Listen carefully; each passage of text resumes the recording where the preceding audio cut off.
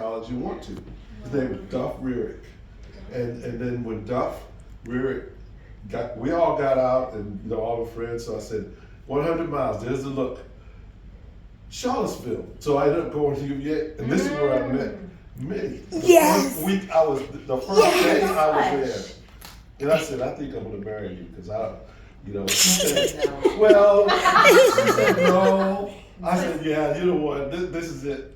And I was 100 miles from home, I said, this is it. Wow. Yeah. It's funny because, so I didn't want to go to William and Mary. I didn't understand. And it's funny because I've tried to leave this city now 5 or 6 times. Every time I get pulled back. I've lived here now for 15 years. Really? Yeah. And I think genuinely, I think it is providential. I think there are reasons that I've been pulled back. Oh, yes. Actually, the first dorm I ever lived in at William and Mary was where the original Bray School was located. Really? And the literal door entrance to my dorm sits over top the foundational entrance to the Bray School. Get out of here. I'm not kidding. When they showed me the overlay, it was like shocking. So I think it's funny, and this is not sort of what I ended up expecting to do, but I absolutely love it, as Bonnie knows. Yes, I know. Yeah, so I started as a summer hire at Columbia Williamsburg in the buildings. So, Palace, Capitol, Raleigh. Yeah, collectively. Yeah, and then I realized I was a theater major, you can probably tell, at William and Mary. And I realized I'd always loved history, and I'd always loved performance, honest performance. And I was like, okay, not what I expected. So I joined the performing arts department, and I auditioned to portray Ann Wager, who was the white teacher of the program. So that's who I portray now. And when the job posting went live, I remember I was driving down from Charlottesville because I had a fellowship at UVA. Yeah. I was driving down from Charlottesville, and I got the job posting, and I was like, so it's a white woman teaching at a black school that is pro-slavery, but the students made meaning outside of her intention. I was like, what is this? Just trying to figure it out. And so I applied for the job, and I was accepted. And it's interesting portraying Ann Wager. I literally was just in the historic area doing a program, so I ran over.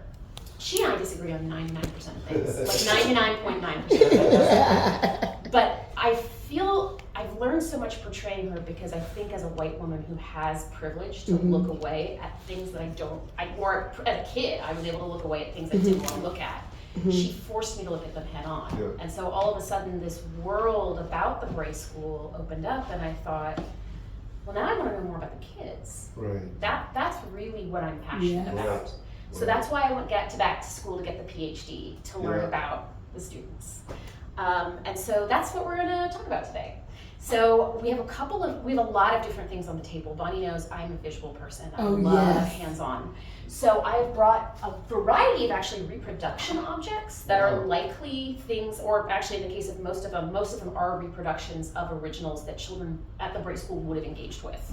So we have hands-on.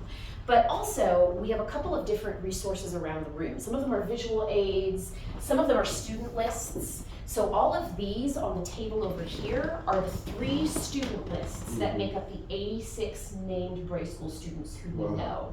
On one side will be a transcription, and then the other side is actually the original, if you want to look at either one. So do the descendants know that this list exists? Yes. Yes. So the descendants we've been really, yes, it started out as a trickle, but it's kind of blossoming. Yeah. And they are so supportive of what we do that when we had the reef laying in New Kent, they had sent out this event, and there was a conflict at the time. They canceled theirs so that they could attend. Wow. And we really appreciate that. Well, we felt strongly about that. A, descendant events shouldn't be competing with one another. And B, I was so excited to come to the replay. Yes. So she comes to everything.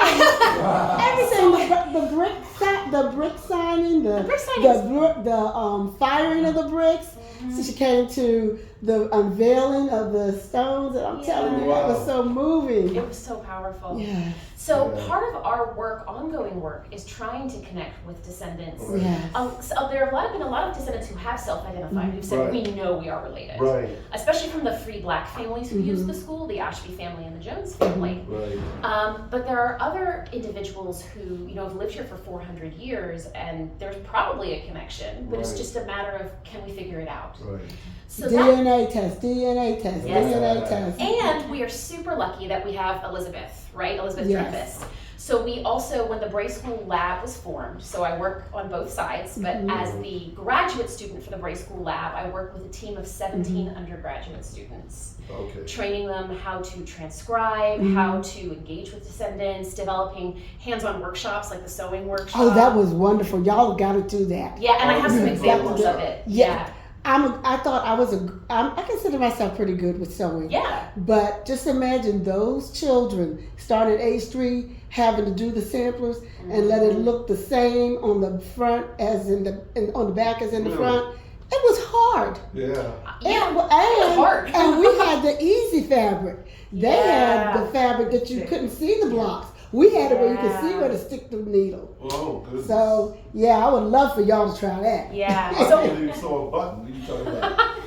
What are you talking about?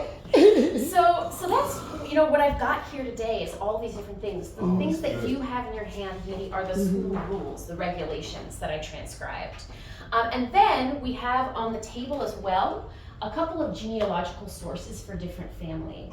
So they actually have the timelines as far as we've been able to trace some of the students, and then a QR code for how to learn more. Okay. So this is a long way of saying descendant community includes currently people who know themselves to be direct descendants, people who have deep ties, who've been here for 300, 400 years, they are part of the descendant community, and if they're passionate about this project. So if you ever beyond today want to talk to the Bray School Lab, or talk to Colonial Williamsburg, or talk to me, I'm always here. Literally, I'm always here. One of the questions people had asked me, and I don't have an answer for it. Just like you said, you felt destined to be here, and you were right there at the original Bray School. Why didn't they restore it there? I mean, have they moved any? Have they moved any other buildings in Colonial Williamsburg? Yes. So this is a super great question. Come on in, have a seat. There's sparkling water. There's bottled water. Come join us. I'm glad you found us. Sorry, y'all. Sorry. I'm so sorry. I apologize. No, you don't need to apologize. I'm glad you're here. Come on in. Yes. Susan, all y'all. Come on in. There should be seats enough for everybody. If you need more seats, I will go grab more seats. I love it. So hi, I was just introducing myself to some of your other family members. My name is Nicole. Normally I don't look like this. I work at William & Mary and I work at Colonial Williamsburg. So I portray Ann Wager, who was the white teacher at the Bray School. So I literally came from this program.